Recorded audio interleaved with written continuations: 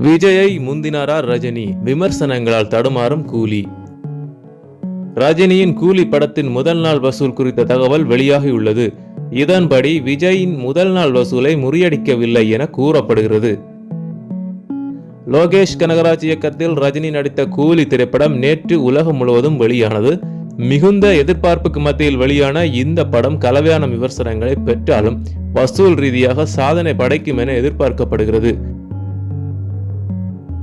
இந்த படத்தில் ரஜினி, சத்யராஜ், ஆமீர் கான், ஷௌபின் ஷாகிர், நாகார்ஜுனா, பூஜா ஹெக்டே, ஸ்ருதிஹாசன் என பலர் நடித்துள்ளார்கள். இந்த நிலையில் முதல் நாளில் கூலி திரைப்படம் உலகம் முழுவதும் ரூபாய் 130 கோடி வசூலித்ததாக ஆங்கில ஊடகங்களில் தகவல் வெளியாகியுள்ளது. விஜய் நடித்த லியோ திரைப்படம் முதல் நாளில் ரூபாய் 148 கோடி வசூலித்தது குறிப்பிடத்தக்கது.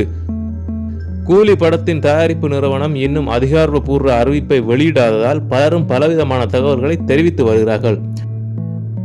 ரூபாய் 1000 கோடி வசூலிக்கும் என எதிர்பார்க்கப்பட்ட நிலையில் லோகேஷ் கனகராஜின் மோசமான படம் என சமூக வலைத்தளங்களில் விமர்சிக்கப்பட்டு வருகிறது. நன்றி நண்பர்களே, இது போன்ற சினிமா தகவல்களை தெரிந்து கொள்வதற்கு எங்களுடைய சேனலை சப்ஸ்கிரைப் செய்யுங்கள்.